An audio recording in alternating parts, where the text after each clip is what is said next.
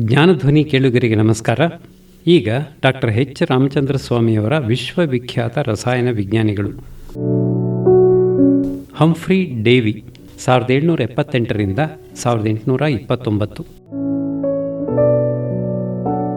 ಫ್ಲಾಜಿಸ್ಟಾನ್ ಕಲ್ಪನೆಯನ್ನು ಕಿತ್ತೊಗೆದು ಆಮ್ಲಜನಕದೊಂದಿಗೆ ಸಂಯೋಗವನ್ನು ಸ್ಥಾಪಿಸಿದ ಲೆವಾಸಿಯರ್ನ ಕ್ರಾಂತಿಯ ಪರಿಣಾಮಗಳನ್ನು ಅವನಿಗಿಂತಲೂ ಚೆನ್ನಾಗಿ ಮನಗಂಡವರು ಆಗ ಎಳೆಯರಾಗಿದ್ದ ಡೇವಿ, ಅವೊಗಾಡ್ರೋ, ಥೆನಾರ್ಡ್, ಗೇ-ಲುಸಾಕ್, ಬರ್ಜಿಲಿಯಸ್ ಮೊದಲಾದ ಪ್ರತಿಭಾನ್ವಿತರು. ಇವರೆಲ್ಲರೂ 18ನೇ ಶತಮಾನದ ಕೊನೆಯಲ್ಲಿ 2-3 ವರ್ಷಗಳ ಅಂತರದಲ್ಲಿ ಹುಟ್ಟಿದವರು. 19ನೇ ಶತಮಾನ ಕಾಲಿರಿಸುತ್ತಿದ್ದಂತೆ ಡಾಲ್ಟನ್ನನ ಪರಮಾಣುವಾದ ಬಂದಿತು. ವಿದ್ಯುತ್ ಪ್ರವಾಹ ರಾಸಾಯನಿಕ ಸಂಶೋಧನೆಗೆ ಹೊಸ ನೆರವಾಗಿ ಒದಗಿ ಬಂತು. ಆಮ್ಲಜನಕವೆಂಬ ಮೂಲಧಾತುವಿನ ಬಗೆಗೆ ಹೆಚ್ಚು ಹೆಚ್ಚಾಗಿ ಚರ್ಚೆ ನಡೆಯುತ್ತಿತ್ತು. ಇಂಥ ಸಂದರ್ಭದಲ್ಲಿ ಪ್ರಾಯೋಗಿಕವಾಗಿ ಹಾಗೂ ತಾತ್ವಿಕವಾಗಿ ತನ್ನದೇ ಹಾದಿಯಲ್ಲಿ ನಡೆದ ಬಹುಮುಖ ಪ್ರತಿಭಾಸಂಪನ್ನ ಹಂಫ್ರಿ ಡೇವಿ 1778ರಲ್ಲಿ ಇಂಗ್ಲೆಂಡಿನ ದಕ್ಷಿಣ ತುದಿಯ ಪೆನ್ಜಾನ್ಸ್ ಹಳ್ಳಿಯ ವರ್ಫೇಲ್ ಎಂಬ ಸಣ್ಣ ಹಿಡುವಳಿದಾರನ ಮನೆಯಲ್ಲಿ ಜನನ. ತಂದೆ ಆತ್ಮಸಂತೋಷಕ್ಕಾಗಿ ಬಡಗಿಯ ಕೆಲಸ ಮಾಡುತ್ತಿದ್ದನು. ಮುಂದೆ ಡೇವಿಯೂ ಸಹ ಕೇವಲ ತನ್ನ ಆನಂದಕ್ಕಾಗಿ ಸಂಶೋಧನೆ ನಡೆಸುತ್ತಾ ಅದರಿಂದ ಅಪಾರ ಹಣ ಬರುವಂತಿದ್ದರೂ ಬಿಟ್ಟುಕೊಟ್ಟದ್ದನ್ನು ನೋಡುವೆವು. ಆದರೆ ಡೇವಿಯ ತಂದೆ ಸತ್ತಾಗ ಮನೆಯ ಆರ್ಥಿಕ ಸ್ಥಿತಿ ಚೆನ್ನಾಗಿರಲಿಲ್ಲ. ವರ್ಫೇಲ್ ಅನ್ನು ಮಾರಿ ಪೆನ್ಜಾನ್ಸ್ನಲ್ಲಿ ಒಂದು ಸಿದ್ಧ ಉಡುಪಿನ ಅಂಗಡಿ ತೆರೆಯಬೇಕಾಯಿತು. ಡೇವಿಯ ತಾಯಿ ಧೈರ್ಯವಾಗಿ ನಿಭಾಯಿಸಿ 5 ಮಕ್ಕಳನ್ನೂ ಸಾಕಿ ಬೆಳೆಸಿದಳು. ಡೇವಿಯ ಕೀರ್ತಿ ಶಿಖರಕ್ಕೇರಿದ್ದನ್ನೆಲ್ಲ ನೋಡಿ ಆನಂದಿಸಿ ಅವನ ಜೀವನದುದ್ದಕ್ಕೂ ಬದುಕಿದ್ದಳು. 5 ವರ್ಷದ ಡೇವಿ ಸಾಹಿತ್ಯ ಕೃತಿಗಳನ್ನು ಓದುತ್ತಿದ್ದನಂತೆ, ಕವಿತೆ ಬರೆಯುತ್ತಿದ್ದನಂತೆ. ಅವನು ವಿಜ್ಞಾನಿಯಾಗಿದ್ದೂ ಪ್ರಕೃತಿಯ ಆರಾಧಕನಾಗಿದ್ದುದರಿಂದಲೇ.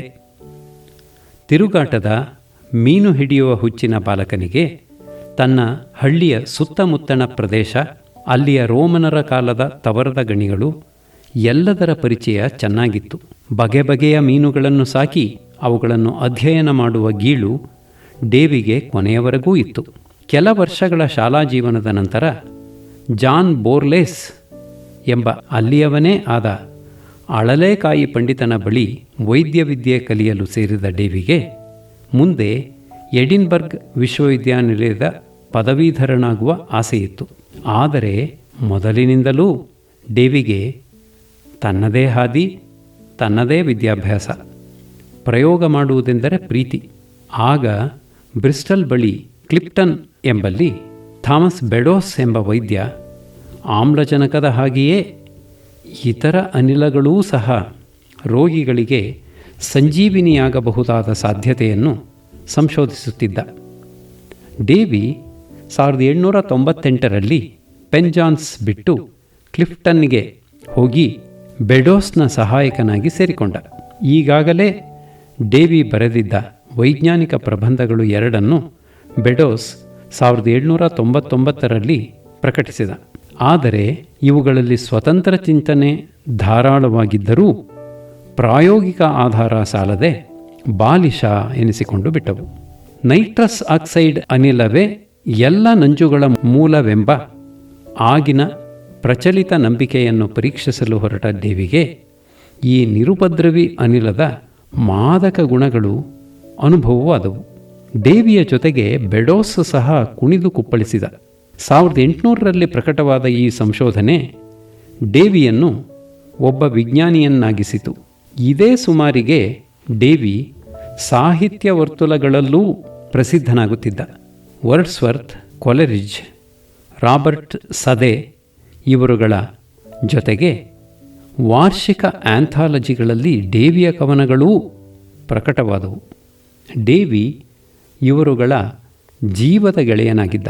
ವಿಜ್ಞಾನವನ್ನು ಎತ್ತಿ ಹಿಡಿದು ಪ್ರಚುರಪಡಿಸುವುದಕ್ಕಾಗಿ ಲಂಡನ್ನಿನಲ್ಲಿ ಕೌಂಟ್ ರಮ್ಫರ್ಡ್ ಎಂಬುವನು ಒಂದು ಸಂಸ್ಥೆಯನ್ನು ಸ್ಥಾಪಿಸುತ್ತಿದ್ದ.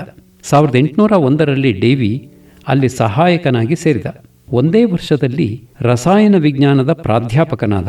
ಈ ಸಂಸ್ಥೆ ಡೇವಿಯ ಅಪ್ರತಿಮ ವಾಗ್ಮಿತೆಯಿಂದಾಗಿ ಬಹುಬೇಗ ರಾಯಲ್ ಸೊಸೈಟಿಯಾಗಿ ಹೋಯಿತು. ಅಲ್ಲಿಯ ಭಾಷಣಗಳಿಗೆ ಹಾಜರಾಗುವುದು ಲಂಡನ್ನಿನ ವಿದ್ಯಾವಂತ ನಾಗರಿಕರ ಅತ್ಯವಶ್ಯಕ ಫ್ಯಾಷನ್ ಆಗಿ ಹೋಯಿತು. ಡೇವಿ ಎಲ್ಲರ ಕಣ್ಮಣಿಯಾದ. ಅವನಿಗೆ ನಿರ್ವಹಿಸಲು ಅಸಾಧ್ಯವಾದಷ್ಟು ಭೋಜನಕೂಟಗಳ ಆಹ್ವಾನಗಳು ಬರತೊಡಗಿದವು. ಸಂಸ್ಥೆಯ ಸಾಮಾಜಿಕ ಗೌರವ, ಕೀರ್ತಿ, ಆರ್ಥಿಕ ಉನ್ನತಿ ಎಲ್ಲವೂ ಡೇವಿಯಿಂದಾಗಿ ಮಹತ್ತರವಾಗಿ ಬೆಳೆದವು. ರಾಯಲ್ ಸೊಸೈಟಿಯ ರೂಪುರೇಷೆಗಳನ್ನು ನಿರ್ಮಿಸಿದ ಡೇವಿಯೇ ಮುಂಬರುವ ಅಧ್ಯಕ್ಷರುಗಳಾದ ಫ್ಯಾರಡೆ, ಟೆಂಡಲ್, ದೇವಾರ್, ಬ್ರ್ಯಾಗ್ ಮುಂತಾದವರಿಗೆ ಮೇಲ್ಪಂಕ್ತಿ ಹಾಕಿಕೊಡುವಂತಾಯಿತು. 1802ರಲ್ಲಿ ಪ್ರಾರಂಭಿಸಿ ರಾಯಲ್ ಸೊಸೈಟಿಯ ಅವಶ್ಯಕತೆಗೆ ಅನುಗುಣವಾಗಿ ಡೇವಿ ಚರ್ಮ ಹದ ಮಾಡುವುದು, ವ್ಯವಸಾಯ, ಲೋಹವಿದ್ಯೆ, ಖನಿಜಶಾಸ್ತ್ರ ಇತ್ಯಾದಿಗಳಲ್ಲಿ ಸಂಶೋಧನೆ ಕೈಗೊಳ್ಳಬೇಕಾಯಿತು. ಅವನು ಕೊಟ್ಟ ಭಾಷಣಗಳಿಗೂ ಪ್ರದರ್ಶಿಸಿದ ಪ್ರಯೋಗ ಪ್ರಾತ್ಯಕ್ಷಿಕೆಗಳಿಗೂ ಲೆಕ್ಕವಿಲ್ಲ. ವಿಜ್ಞಾನವನ್ನು ಮಾನವನ ಕಷ್ಟ ನಿವಾರಣೆಯ ಸಾಧನವಾಗಿ ತಿಳಿದಿದ್ದ ಡೇವಿಯ ಮೂಲಭೂತ ನಂಬಿಕೆ ಅವನನ್ನು ಮುನ್ನಡೆಸಿತು. ಸೊಸೈಟಿಯ ಸಂಸ್ಥಾಪಕರಲ್ಲೊಬ್ಬರಾದ ಸರ್ ಥಾಮಸ್ ಬರ್ನಾರ್ಡ್ ಎಂಬುವರ ಜಮೀನಿನಲ್ಲಿ ಡೇವಿ ಅನೇಕ ವರ್ಷ ಸಂಶೋಧನೆ ನಡೆಸಿದ. ಅವನು ಬ್ರಿಟಿಷ್ ಬೋರ್ಡ್ ಆಫ್ ಅಗ್ರಿಕಲ್ಚರ್ಗೆ ಕೊಟ್ಟ ಉಪನ್ಯಾಸ ಸರಣಿ ವ್ಯವಸಾಯ ರಸಾಯನ ವಿಜ್ಞಾನದ ಮೂಲಾಂಶಗಳು ಎಂಬ ಪುಸ್ತಕವಾಗಿ 1813ರಲ್ಲಿ ಪ್ರಕಟವಾಯಿತು. ಇದೇ ಈ ಕ್ಷೇತ್ರದಲ್ಲಿ ಮೊಟ್ಟ ಮೊದಲ ಪುಸ್ತಕ. ವ್ಯವಸಾಯವನ್ನು ವೈಜ್ಞಾನಿಕ ದೃಷ್ಟಿಯಿಂದ ನೋಡಿದ್ದೇ ಹೊಸತು. ಆಹಾರವಾಗಬಲ್ಲ ಸಸ್ಯಗಳ ವರ್ಗೀಕರಣ, ಮಣ್ಣಿನ ಹುಟ್ಟು, ರೂಪಾಂತರ, ರಚನೆ, ಫಲವತ್ತತೆ, ಹವಾಮಾನ, ಪ್ರಕೃತಿಯಲ್ಲಿ ಜಲಚಕ್ರ, ವ್ಯವಸಾಯದಲ್ಲಿ ಗೊಬ್ಬರಗಳ ಬಳಕೆ ಎಲ್ಲವೂ ಪ್ರಾಯೋಗಿಕ ಆಧಾರಗಳ ಸಮೇತವಾಗಿ ಈ ಪುಸ್ತಕದಲ್ಲಿ ನಿರೂಪಿಸಲ್ಪಟ್ಟಿವೆ. ಡೇವಿ ಲಂಡನ್ನಿಗೆ ಬರುವ ಮೊದಲೇ ರಾಸಾಯನಿಕಗಳ ಮೇಲೆ ವಿದ್ಯುತ್ ಪ್ರವಾಹದ ಪರಿಣಾಮಗಳನ್ನು ಕುರಿತು ಅನೇಕ ಪ್ರಯೋಗಗಳನ್ನು ನಡೆಸಿ ಪ್ರಬಂಧಗಳನ್ನೂ ಪ್ರಕಟಿಸಿದ್ದ. ಈ ಸಂಶೋಧನೆಯನ್ನೇ ತನ್ನ ಮೊದಲ ಭಾಷಣದಲ್ಲಿ ವಿವರಿಸಿ ರಾಯಲ್ ಸೊಸೈಟಿಯನ್ನು ಗೆದ್ದುಕೊಂಡಿದ್ದು. ಆಗಿನ ವಿದ್ಯುತ್ ರಸಾಯನ ವಿಜ್ಞಾನವನ್ನು ನಿರೂಪಿಸುವ ಈ ಭಾಷಣಗಳಿಗೆ ನೆಪೋಲಿಯನ್ ಪುರಸ್ಕಾರ ದೊರೆತಾಗ ಇಂಗ್ಲೆಂಡ್, ಫ್ರಾನ್ಸ್ಗಳು ಪರಸ್ಪರ ವೈರಿಗಳಾದ್ದರಿಂದ ಡೇವಿ ಅದನ್ನು ಸ್ವೀಕರಿಸಬಾರದೆಂಬ ಜನಾಭಿಪ್ರಾಯ ಮೂಡಿತು. ಆಗ ಡೇವಿ, ರಾಷ್ಟ್ರಗಳು ಯುದ್ಧ ಮಾಡುತ್ತಿರಬಹುದು, ಆದರೆ ವಿಜ್ಞಾನಿಗಳಲ್ಲ. ನಾವೂ ಯುದ್ಧ ಮಾಡಿದರೆ ಸರ್ವನಾಶವಾದೀತು ಎಂದನಂತೆ. 1813ರಲ್ಲಿ ನೆಪೋಲಿಯನ್ನನೇ ಡೇವಿಯನ್ನು ಕರೆಸಿ ಸನ್ಮಾನಿಸಿದನಂತೆ. ಸೋಡಾ, ಪೊಟ್ಯಾಷ್ಗಳ ವಿದ್ಯುತ್ ವಿಭಜನೆಯಿಂದ ಹೊಸ ಲೋಹಗಳಾದ ಸೋಡಿಯಂ, ಪೊಟ್ಯಾಷಿಯಂಗಳನ್ನು ಕಂಡುಹಿಡಿದು 1807ರಲ್ಲಿ ರಾಯಲ್ ಸೊಸೈಟಿಯ ಮುಂದೆ ಅವುಗಳ ರೋಚಕ ಗುಣಲಕ್ಷಣಗಳನ್ನು ಪ್ರತ್ಯಕ್ಷೀಕರಿಸಿದ ಡೇವಿ ಅಸಾಧಾರಣ ವಿಜ್ಞಾನಿ ಎನಿಸಿಕೊಂಡಿದ್ದರಲ್ಲಿ ಆಶ್ಚರ್ಯವೇನೂ ಇಲ್ಲ. ಡೇವಿಯ ಮನಸ್ಸಿನಲ್ಲಿ ಇದ್ದ ಅನುಮಾನಗಳು ಅನೇಕ. ಯಾವುದಾದರೂ ಅವಿನಾಶಿಯಾದ ವಸ್ತುವಿದ್ದರೆ ಅದು ಜಲಜನಕ ಎಂಬ ತನ್ನ ನಂಬಿಕೆಗೆ ಪ್ರಾಯೋಗಿಕ ಸಮರ್ಥನೆ ಕೊಡಲಾರದೆ ಹೋದ.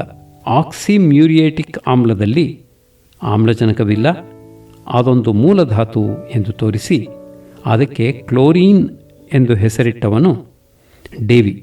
ಮ್ಯೂರಿಯೇಟಿಕ್ ಆಮ್ಲದಲ್ಲೂ ಆಮ್ಲಜನಕವಿಲ್ಲ, ಆದ್ದರಿಂದ ಎಲ್ಲ ಆಮ್ಲಗಳಲ್ಲೂ ಆಮ್ಲಜನಕವಿರಲೇಬೇಕೆಂಬ ಲೆವಾಸಿಯರ್ ಕಲ್ಪನೆ ತಪ್ಪು ಎಂದು ಸಾಧಿಸಿದ.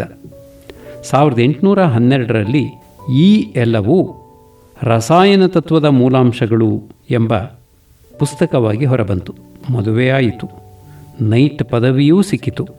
ಅಲ್ಲಿಂದ ಮುಂದೆ ರಾಯಲ್ ಸೊಸೈಟಿಯಲ್ಲಿ ಭಾಷಣ ಮಾಡುವ ಪರಿಕ್ರಮ ನಿಲ್ಲಿಸಿದ. ಗೌರವಾಧ್ಯಕ್ಷನಾಗಿ ಮುಂದುವರೆದ. 1813ರಲ್ಲಿ ಪತ್ನಿ ಹಾಗೂ ತನ್ನ ಸಹಾಯಕ ಫ್ಯಾರಡೆಯೊಂದಿಗೆ ಪ್ರವಾಸ ಹೊರಟ. ಫ್ರಾನ್ಸ್ನಲ್ಲಿದ್ದಾಗ ಅಯೋಡೀನ್ ಕಂಡುಹಿಡಿದು ಅದು ಕ್ಲೋರಿನ್ನಂತಹುದೇ ಇನ್ನೊಂದು ಮೂಲಧಾತು ಎಂದು ತೋರಿಸಿದ. ಅವನಿಲ್ಲದಿದ್ದಾಗ ಬ್ರಿಟನ್ನಿನ ಕಲ್ಲಿದ್ದಲ ಗಣಿಗಳಲ್ಲಿ ಆಸ್ಫೋಟಗಳಾಗಿ ಬಹಳ ಜನ ಸತ್ತರು. ಆದ್ದರಿಂದ ಹಿಂದಿರುಗಿದೊಡನೆ ಆ ಬಗ್ಗೆ ಸಂಶೋಧನೆ ಕೈಗೊಂಡ. ಗಣಿಗಳಲ್ಲಿನ ಅನಿಲಗಳನ್ನು ವಿಶ್ಲೇಷಿಸಿ ಅವು ಹೇಗೆ ಯಾವ ವೇಗದಲ್ಲಿ ಬೆಂಕಿ ಹಿಡಿಯುತ್ತವೆ ಇತ್ಯಾದಿ ಅಧ್ಯಯನ ಮಾಡಿ ತನ್ನ ಪ್ರಖ್ಯಾತ ಡೇವಿ ದೀಪವನ್ನು ಸೃಷ್ಟಿಸಿ ಗಣಿ ಕೆಲಸ ಕ್ಷೇಮ ಎನ್ನಿಸುವಂತೆ ಮಾಡಿದ. ಈ ಸಂಶೋಧನೆಯ ವೇಗ, ಅದು ಉಂಟು ಮಾಡಿದ ಕ್ರಾಂತಿ ವಿಜ್ಞಾನದ ಚರಿತ್ರೆಯಲ್ಲಿ ಅದ್ವಿತೀಯ. ಇದನ್ನು ಪೇಟೆಂಟ್ ಮಾಡದೆ ಕಾರ್ಮಿಕರ ಜೀವಕ್ಷೇಮಕ್ಕಾಗಿ ಡೇವಿಯ ಕಾಣಿಕೆ ಎಂದು ಕೊಟ್ಟುಬಿಟ್ಟ. ನಾನೇ ರಾಯಲ್ ಸೊಸೈಟಿ, ನನಗೇಕೆ ಗೌರವ ಎಂದರೂ ಸಹ 1818ರಲ್ಲಿ ರಂಫರ್ಡ್ ಮೆಡಲ್ ಕೊಟ್ಟು ಬ್ಯಾರೋನೆಟ್ ಪದವಿ ಇತ್ತರು.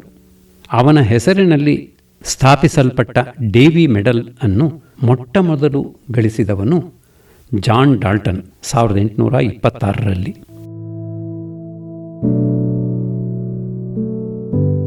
ಪ್ರಾಯೋಗಿಕ ಆಧಾರವಿಲ್ಲದೆ ಮಂಡಿಸಲ್ಪಟ್ಟ ಪರಮಾಣುವಾದದಲ್ಲಿ ಅವನಿಗೆ ನಂಬಿಕೆ ಇರಲಿಲ್ಲ. ಕಲ್ಪನೆಯ ವಾದಗಳೆಲ್ಲ ಅಪಾಯಕಾರಿ ಎಂದೇ ಅವನ ಅನಿಸಿಕೆ. ಆದ್ದರಿಂದ ಮೆಡಲ್ ಕೊಟ್ಟು ಡಾಲ್ಟನ್ನನ್ನು ಹೊಗಳಿ ಭಾಷಣ ಮಾಡಲು ಡೇವಿಗೆ ಕಷ್ಟವೇ ಆಯಿತು. ಕೊನೆಗೆ ಸಾಮಾಜಿಕ ಜೀವನವೇ ಅಹಿತ ಎನ್ನಿಸಿ ಒಬ್ಬನೇ ಪ್ರವಾಸ ಕೈಗೊಂಡ. ಪುನಃ ಲಂಡನ್ನಿಗೆ ಹಿಂದಿರುಗಲಿಲ್ಲ. ಜಿನಿವಾದಲ್ಲಿ 1829ರಲ್ಲಿ ಮರಣ ಹೊಂದಿದ. ಬರ್ಜಿಲಿಯಸ್ 1779ರಿಂದ 1848.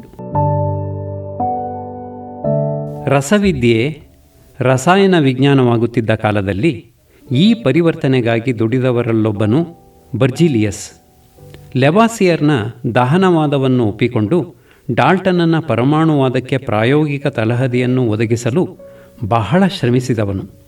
1779ರಲ್ಲಿ ಸ್ವೀಡನ್ನಿನಲ್ಲಿ ಹುಟ್ಟಿದ ಇವನು ಬಾಲ್ಯದಲ್ಲೇ ತಬ್ಬಲಿಯಾಗಿ ವಿದ್ಯಾಭ್ಯಾಸಕ್ಕಾಗಿ ಕಷ್ಟಪಡಬೇಕಾಯಿತು. ಪ್ರಕೃತಿಯನ್ನು ಅಭ್ಯಸಿಸುವ ತನ್ನ ಕುತೂಹಲದಿಂದಾಗಿ ವೈದ್ಯಕೀಯ ವಿದ್ಯಾಭ್ಯಾಸವನ್ನು ಆರಿಸಿಕೊಂಡ ಇವನು 1802ರಲ್ಲಿ ಉಪ್ಸಾಲಾ ವಿಶ್ವವಿದ್ಯಾನಿಲಯದಿಂದ ಪದವಿ ಪಡೆದು ಡಾಕ್ಟರ್ ಆದನು. ವೋಲ್ಟನ ವಿದ್ಯುತ್ ಕೋಶದ ಸುದ್ದಿ ಕೇಳಿ 60 ಜೊತೆ ತಾಮ್ರದ ನಾಣ್ಯ, ಸತುವಿನ ತಗಡು ಪೇರಿಸಿಟ್ಟುಕೊಂಡು ವಿದ್ಯುತ್ತಿನ ವೈದ್ಯಕೀಯ ಪರಿಣಾಮಗಳನ್ನು ಪರೀಕ್ಷಿಸಿದ ಮೊದಲಿಗನು ಇವನು. ಸ್ಟಾಕ್ಹೋಮ್ ನಗರದಲ್ಲಿ ವೈದ್ಯನಾಗಿದ್ದುಕೊಂಡು ಹೈಸಿಂಗರ್ ಎಂಬ ಗಣಿ ಉದ್ಯಮಿಯ ಜೊತೆಗೆ ದುಡಿದು ಸೀರಿಯಂ ಆಕ್ಸೈಡನ್ನು ಕಂಡುಹಿಡಿದನು. 1806ರ ಹೊತ್ತಿಗೆ ಅವನ ಕೀರ್ತಿ ಸಾಕಷ್ಟು ಬೆಳೆದು ಹುದ್ದೆಗಳು ಹುಡುಕಿಕೊಂಡು ಬಂದುವು. 1810ರಲ್ಲಿ ವೈದ್ಯ ಸಂಸ್ಥೆಯೊಂದರಲ್ಲಿ ರಸಾಯನಶಾಸ್ತ್ರ ಪೀಠವೂ ದೊರಕಿತು. ಅದೇ ಸುಮಾರಿಗೆ ಸ್ವೀಡನ್ನಿನ ವಿಜ್ಞಾನ ಅಕಾಡೆಮಿಯ ಸದಸ್ಯ, ಬರಹಗಾರ, ಅಲ್ಲದೆ ಅಧ್ಯಕ್ಷನೂ ಆದನು. 1811ರಲ್ಲಿ ಸ್ಥಾಪಿತವಾದ ವ್ಯವಸಾಯ ಅಕಾಡೆಮಿಯ ಕಾರ್ಯನಿರ್ವಾಹಕನಾದನು. ಮಾರನೆಯ ವರ್ಷ ಇಂಗ್ಲೆಂಡಿಗೆ ಭೇಟಿ ಕೊಟ್ಟು Davy Wollaston, Marcet, Young, James Watt, William Herschel ಇತ್ಯಾದಿ ಮಹನೀಯರೊಡನೆ ವಿಚಾರ ವಿನಿಮಯ ಮಾಡಿಕೊಂಡನು. ಅಲ್ಲಿಂದ ತನಗೆ ಅಗತ್ಯವಾದ ಅನೇಕ ಸಲಕರಣೆಗಳನ್ನು ತೆಗೆದುಕೊಂಡು ಹೊಸ ಯೋಜನೆಗಳೊಂದಿಗೆ ಹಿಂದಿರುಗಿದನು. ನಂತರ 10 ವರ್ಷ ಬರ್ಜಿಲಿಯಸ್ಸಿಗೆ ಬಿಡುವಿಲ್ಲದ ದುಡಿಮೆ. ಪರಮಾಣು ತೂಕಗಳು, ಧಾತು ಪ್ರತೀಕಗಳ ಬಳಕೆ, ವಿದ್ಯುತ್ ರಸಾಯನ ಕ್ರಿಯೆಗಳ ಅಧ್ಯಯನ, ಇವುಗಳ ಜೊತೆಗೆ ಖನಿಜ ವಿಜ್ಞಾನದ ಅಧ್ಯಯನವನ್ನೂ ಕೈಗೊಂಡನು. ಖನಿಜಗಳನ್ನು ಅವುಗಳ ರಾಸಾಯನಿಕ ಗುಣಲಕ್ಷಣಗಳನ್ನು ಆಧರಿಸಿ ಹೊಸ ವಿಂಗಡಣೆಯ ಪದ್ಧತಿಯನ್ನು ಜಾರಿಗೆ ತಂದನು. 1814ರಲ್ಲಿ ಪ್ರಕಟವಾದ ಈ ಪದ್ಧತಿ ಇಂಗ್ಲೆಂಡ್, ಜರ್ಮನಿಗಳಲ್ಲಿ ಜಾರಿಗೆ ಬಂದಿತು. ಮ್ಯಾಂಗನೀಸನ್ನು ಕಂಡುಹಿಡಿದವನಾದ ಜಾನ್ ಗಾಟ್ಲಿಬ್ ಗಾನ್ನ ಆಹ್ವಾನದ ಮೇಲೆ ಅವನ ಪ್ರಯೋಗಾಲಯಕ್ಕೆ ಹೋಗಿ ಖನಿಜ ವಿಶ್ಲೇಷಣೆಯ ಸೂಕ್ಷ್ಮ ವಿಧಾನಗಳನ್ನು ಕಲಿತನು. ಈ ಕಾಲದಲ್ಲಿ ಬರ್ಜಿಲಿಯಸ್ ಹೊಸದೊಂದು ಲೋಹದ ಆಕ್ಸೈಡ್ ಎಂದೆನಿಸಿದ ವಸ್ತುವೊಂದನ್ನು ಪರಿಷ್ಕರಿಸಿ ಲೋಹವನ್ನು ದೇವರ ಹೆಸರಿನಲ್ಲಿ ಥೋರಿಯಂ ಎಂದು ಕರೆದನು. ನಂತರ ಆ ವಸ್ತು ಇಟ್ರಿಯಂ ಫಾಸ್ಫೇಟ್ ಎಂದು ತಿಳಿದುಬಂತು. 1829ರಲ್ಲಿ ನಾರ್ವೇಜಿಯನ್ ಖನಿಜವೊಂದರಿಂದ ಸಂಸ್ಕರಿಸಿ ಪಡೆದ ಇನ್ನೊಂದು ಹೊಸ ಲೋಹಕ್ಕೆ ಥೋರಿಯಂ ಎಂಬ ಹೆಸರನ್ನು ವರ್ಗಾಯಿಸಿದನು. ಬರೆಯುತ್ತಿದ್ದ ಪಠ್ಯಪುಸ್ತಕವೊಂದರ ಕೆಲಸವನ್ನು ಪೂರೈಸಿ 1818ರಲ್ಲಿ ಬರ್ಜಿಲಿಯಸ್ ಹವಾ ಬದಲಾವಣೆಗೆಂದು ಪ್ಯಾರಿಸ್ ನಗರಕ್ಕೆ ಭೇಟಿ ಕೊಟ್ಟನು. ಇಡೀ 1 ವರ್ಷ ಅಲ್ಲಿ ಬರ್ತೋಲೆ, ಲಾಪ್ಲೇಸ್, ಗೇ ಲೂಸಾಕ್, ಶ್ರವ್ರೆಲ್, ಹಂಬೋಲ್ಟ್, ಡ್ಯೂಲಾಂಗ್, ಆಂಪೇರ್ ಇತ್ಯಾದಿ ಗೆಳೆಯರೊಡನೆ ಕಳೆಯಿತು. ಗೇ ಲುಸಾಕ್ನ ಉಪನ್ಯಾಸ ವಿಧಾನವನ್ನು ಬಹಳವಾಗಿ ಮೆಚ್ಚಿಕೊಂಡ ಅವನು ತನ್ನ ಅನ್ವೇಷಣೆಗಳ ಮೇಲೆ ತಾನೂ ಉಪನ್ಯಾಸಗಳನ್ನು ಕೊಟ್ಟನು. ಡ್ಯೂಲಾಂಗ್ ಜೊತೆ ಕೆಲಸ ಮಾಡಿ ಜಲಜನಕ, ಸಾರಜನಕ, ಇಂಗಾಲಗಳ ಆಗಿನ ಪರಮಾಣು ತೂಕಗಳನ್ನು ಪರಿಷ್ಕರಿಸಿದನು. ಆಮ್ಲಜನಕ, ಸಾರಜನಕ, ಇಂಗಾಲದ ಡೈಆಕ್ಸೈಡ್ಗಳ ಸಾಂದ್ರತೆಗಳನ್ನು ಖಚಿತಗೊಳಿಸಿದನು. ಪ್ಯಾರಿಸ್ನಿಂದ ಹೊರಟು ಜಿನಿವಾ, ಬರ್ಲಿನ್ಗಳ ಮೇಲೆ ಹಾದು ಸ್ಟಾಕ್ಹೋಮ್ಗೆ ವಾಪಸ್ಸಾದನು. ಬರ್ಜಿಲಿಯಸ್ಸನ ಶಿಷ್ಯ ಪ್ರೇಮ ಅಪಾರ. ರಾಸಾಯನಿಕ ವಿಶ್ಲೇಷಣಾ ತಂತ್ರಗಳನ್ನು ಅವನಿಂದ ಕಲಿತವರು ಬಹಳ ಮಂದಿ. ಮಿಟ್ಸರ್ಲಿಕ್, ಹೈನ್ರಿಕ್ rose, Gustave rose, Friedrich ವೋಲರ್, henry ಹೆಸ್, ಜಾನ್ಸ್ಟನ್ ಮುಂತಾದ ಪ್ರಖ್ಯಾತರು ಅವನ ಶಿಷ್ಯರು. 1821ರಲ್ಲಿ ಖನಿಜಾಂಶಯುಕ್ತ ಚಿಲುಮೆ ನೀರಿನ ಹಾಗೂ ಜ್ವಾಲಾಮುಖೀಜನ್ಯ ವಸ್ತುಗಳ ಅಧ್ಯಯನಕ್ಕಾಗಿ ಬರ್ಜಿಲಿಯಸ್ ಬೊಹಿಮಿಯಾಕ್ಕೆ ಹೋದನು. ಅಲ್ಲಿ ಮಹಾಕವಿ ಗಯಟೆಗೆ ಜ್ವಾಲಾಮುಖಿಗಳ ಮೂಲ ಕಾರಣದ ಬಗ್ಗೆ ಬೋಧಿಸಿದನು. ಅನೇಕ ವೈದ್ಯಕೀಯ ಗುಣಗಳುಳ್ಳ ಖನಿಜ ಜಲ ಸಂಸ್ಕರಣೆಯನ್ನು ಒಂದು ಯಶಸ್ವಿ ಉದ್ಯಮವನ್ನಾಗಿ ಬೆಳೆಸಿದನು. ಈ ಉದ್ಯಮವನ್ನು ನಂತರ ಮೊಸೆಂಡರ್ ಎಂಬ ಶಿಷ್ಯನು ಕೊಂಡು ಮುನ್ನಡೆಸಿದನು. ಬರ್ಜಿಲಿಯಸ್ನ ಕೊನೆಯ 20 ವರ್ಷಗಳು ಸಂಶೋಧನೆ, ಬರಹ, ಕಾಹಿಲೆ, ಆರೋಗ್ಯಕ್ಕಾಗಿ ಪ್ರವಾಸ ಹೀಗೆ ಕಳೆದವು. 1832ರಲ್ಲಿ ತನ್ನ ರಸಾಯನಶಾಸ್ತ್ರ ಪೀಠವನ್ನು ಮೊಸೆಂಡರ್ಗೆ ಬಿಟ್ಟುಕೊಟ್ಟು ವಿಶ್ರಾಂತನಾದನು.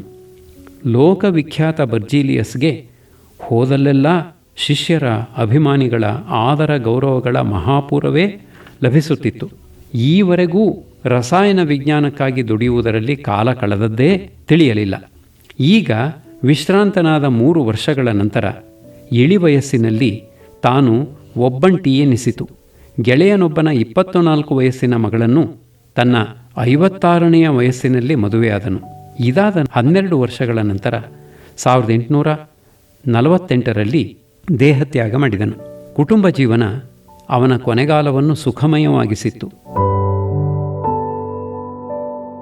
ರಸಾಯನ ವಿಜ್ಞಾನದ ಎಲ್ಲ ಕ್ಷೇತ್ರಗಳಲ್ಲೂ ಕೆಲಸ ಮಾಡಿ ತನ್ನ ಕೊಡುಗೆಯನ್ನು ಸಲ್ಲಿಸಿ ಇನ್ನಿತರ ವಿಜ್ಞಾನ ಕ್ಷೇತ್ರಗಳಲ್ಲಿ ಸಹ ತನ್ನ ಹಿರಿಮೆಯನ್ನು ಮೆರೆದ ದಿಗ್ಧಂತಿಗಳಲ್ಲಿ ಬರ್ಜಿಲಿಯಸ್ನೇ ಬಹುಶಃ ಕೊನೆಯವನೆಂದು ತೋರುತ್ತದೆ. ಪರಿಣತಿ ಪಡೆದು ದ್ರಷ್ಟಾರನಾಗಿ ಬೆಳೆದದ್ದು ವೈದ್ಯಕೀಯ ಕ್ಷೇತ್ರದಲ್ಲಿ. ಕುತೂಹಲದಿಂದ ಅಧ್ಯಯನ ಮಾಡಿ ಪಡೆದದ್ದು ಖನಿಜಶಾಸ್ತ್ರಿ ಎಂಬ ಕೀರ್ತಿ. ವರ್ಷಾನುಗಟ್ಟಲೆ ಬೋಧನೆ ಸಂಶೋಧನೆಗಳನ್ನು ನಿರ್ವಹಿಸಿದ್ದು ರಸಾಯನ ವಿಜ್ಞಾನದ ಪ್ರಾಧ್ಯಾಪಕನಾಗಿ. ಸುಮಾರು 250 ಪ್ರಬಂಧಗಳನ್ನೂ ಅನೇಕ ಪುಸ್ತಕಗಳನ್ನೂ ಪ್ರಕಟಿಸಿದ ಅವನು ನಿರರ್ಗಳ ಮಾತುಗಾರ, ಬರಹಗಾರ. ಅವನ ಪುಸ್ತಕಗಳಲ್ಲಿ ಪ್ರಾಣಿ ರಸಾಯನ ಪಾಠಗಳು, ಸ್ವೀಡಿಷ್ ಅಕಾಡೆಮಿಯ ವಾರ್ಷಿಕ ಜಾಹ್ರೆಸ್ ಬೆರಿಚ್ ಮುಂತಾದವುಗಳು. 1808ರಲ್ಲಿ ಬರೆದ ಅವನ ರಸಾಯನಶಾಸ್ತ್ರದ ಪಠ್ಯಪುಸ್ತಕ ಲಾರ್ಬೊಕ್ ಇ ಕೆಮೀನ್ ಆಗ ಸ್ವೀಡನ್ನಿನಲ್ಲಿ ಲಭ್ಯವಿದ್ದ ಏಕಮಾತ್ರ ಪುಸ್ತಕವಾಗಿತ್ತು. ಫ್ರೆಂಚ್, ಜರ್ಮನ್ ಅನುವಾದಗಳಲ್ಲಿ 5-6 ಪುನರಾವೃತ್ತಿಗಳಲ್ಲಿ ಸುಮಾರು 50 ವರ್ಷ ಕಾಲ ಸರ್ವಮಾನ್ಯವಾಗಿತ್ತು. ಬರ್ಜಿಲಿಯಸ್ನ ನೆರವಿಲ್ಲದೆ ಕಿರಿಯ ವಿಜ್ಞಾನಿಗಳು ಬೆಳೆಯುವಂತೆಯೇ ಇರಲಿಲ್ಲ. ಆಗ ಪ್ರಚಲಿತವಿದ್ದ ಖನಿಜಗಳ ವಿಂಗಡಣೆಯನ್ನು ಬದಲಿಸಿ ರಾಸಾಯನಿಕ ತಳಹದಿಯ ಮೇಲೆ ಖನಿಜಗಳನ್ನು ಗುರುತಿಸಿ ಹೆಸರಿಸುವ ಪದ್ಧತಿಯನ್ನು ಪ್ರಾರಂಭಿಸಿದವನೇ ಅವನು. ರಸಾಯನ ವಿಜ್ಞಾನದಲ್ಲಿ ಇನ್ನೂ ಉಳಿದಿದ್ದ ಪುರಾತನ ರಸವಿದ್ಯಾ ನಿಪುಣರ ಅಮೂರ್ತ ಅರ್ಥವಾಗದ ಭಾಷೆಯನ್ನು ಬಿಟ್ಟುಕೊಟ್ಟು ಇಂದಿನ ತರ್ಕಬದ್ಧ ವೈಜ್ಞಾನಿಕ ಭಾಷೆಯನ್ನು ಅಳವಡಿಸಿದವನು ಅವನು. ಬಹಳ ಮಟ್ಟಿಗೆ ಈ ಭಾಷೆ ಅವನ ರಸಾಯನ ವಿಶ್ಲೇಷಣೆಗಳ ಫಲಿತಾಂಶಗಳ ಮೇಲೆ ಆಧಾರಪಟ್ಟಿರುವಂಥದ್ದು. ಇನ್ನೊಂದು ಬಹಳ ಮುಖ್ಯವಾದ ಬರ್ಜಿಲಿಯಸ್ ಕೊಡುಗೆ ಎಂದರೆ ರಾಸಾಯನಿಕ ಸಂಕೇತಗಳದ್ದು. ಇದಕ್ಕೆ ದೊಡ್ಡ ಇತಿಹಾಸವೇ ಇದ್ದರೂ ಡಾಲ್ಟನ್ನವರೆಗೆ ನಿರ್ದಿಷ್ಟ ವಸ್ತುವಿಗೊಂದು ನಿರ್ದಿಷ್ಟವಾದ ಸಂಕೇತ ಇರಲೇ ಇಲ್ಲ. ಡಾಲ್ಟನ್ನ ಸಂಕೇತಗಳು, ವೃತ್ತಗಳು, ಚಿತ್ರಗಳು ಉಪಯೋಗಿಸಲು ಕಷ್ಟವಾಗಿದ್ದವು. ಲ್ಯಾಟಿನ್ ಹೆಸರಿನ ಮೊದಲಕ್ಷರ, ಅಗತ್ಯವಾದರೆ ಇನ್ನೊಂದಕ್ಷರ ಉಪಯೋಗಿಸಿ ಮೂಲಧಾತುಗಳನ್ನು ನಿರ್ದೇಶಿಸುವ ಇಂದಿನ ಸಂಕೇತಗಳನ್ನೂ ಅವುಗಳನ್ನು ಬಳಸಿ ಸಂಯುಕ್ತ ವಸ್ತುಗಳ ಅಣುಸೂತ್ರಗಳನ್ನು ಬರೆಯುವ ವಿಧಾನವನ್ನೂ ಜಾರಿಗೆ ತಂದ ಕೀರ್ತಿ ಅವನಿಗೇ ಸಲ್ಲುತ್ತದೆ. ಅಣುಸೂತ್ರ ಒಂದೇ ಆಗಿದ್ದರೂ ವಿಭಿನ್ನ ಗುಣಗಳನ್ನು ಹೊಂದಿರುವ ರಾಸಾಯನಿಕಗಳನ್ನು ಸಮಾಂಗಿಗಳು, ಐಸೋಮರ್ಸ್ ಎಂದು ಕರೆದು ಅಣುರಚನೆಯ ಭಿನ್ನತೆಯೇ ಸಮಾಂಗತೆಗೆ ಕಾರಣವೆಂದು ಸೂಚಿಸಿದ್ದು ಅವನೇ. ರಾಸಾಯನಿಕವಾಗಿ ಬದಲಾಗದೆ ತಮ್ಮ ಇರುವಿಕೆಯಿಂದಲೇ ಕ್ರಿಯೆಯನ್ನು ಮುನ್ನಡೆಸಬಲ್ಲ ವಸ್ತುಗಳನ್ನು ವೇಗವರ್ಧಕ ಕೆಟಲಿಸ್ಟ್ಸ್ಗಳೆಂದು ಗುರುತಿಸಿದ್ದು ಅವನೇ. ವಿದ್ಯುತ್ ವಿಶ್ಲೇಷಣೆ ನಡೆದಾಗ ಲೋಹಗಳು ಜಲಜನಕವು ಋಣಧ್ರುವದ ಬಳಿ ಹಾಗೂ ಆಮ್ಲಜನಕ ಅಲೋಹಗಳು ಧನಧ್ರುವದ ಬಳಿ ಹುಟ್ಟುವುದನ್ನು ಅವನು ಗಮನಿಸಿದನು. ಆದರೆ ಈ ಕ್ಷೇತ್ರದಲ್ಲಿ ಡೇವಿಗೆ ಹೆಚ್ಚು ಪ್ರಚಾರ ಸಿಕ್ಕಿತು. ವಿದ್ಯುತ್ತಿನಲ್ಲೂ ಋಣ ಧನ ಎಂಬ ದ್ವಿತ್ವವಿರುವುದರಿಂದ ಮೂಲಭೂತ ಪರಮಾಣುಗಳಲ್ಲಿ ಎರಡು ಬಗೆ, ಉದಾಹರಣೆಗೆ ಪೊಟ್ಯಾಷಿಯಂ ಋಣ ಹಾಗೂ ಆಮ್ಲಜನಕ ಧನ ಇರುವುದೆಂದು ಬರ್ಜೀಲಿಯಸ್ ನಂಬಿದ್ದನು. ಅವನ ಕೊನೆಗಾಲದಲ್ಲಿ ಆಸ್ಫೋಟಕವಾಗಿ ಹೊರಬರಲಾರಂಭಿಸಿದ ಸಾವಯವ ಸಂಯುಕ್ತಗಳ ಆವಿಷ್ಕಾರಗಳು ಅವನಿಗೆ ಒಡೆಯಲಾರದ ಒಗಟುಗಳಾಗಿ ಪರಿಣಮಿಸಿದವು. ಆದರೆ ರಾಸಾಯನಿಕ ಸಂಕೇತಗಳಿಂದಾಗಿ, ಪರಮಾಣು ತೂಕಗಳ ಪಟ್ಟಿಯಿಂದಾಗಿ ಬರ್ಜೀಲಿಯಸ್ ಅಮರನಾಗಿ ಉಳಿದಿದ್ದಾನೆ.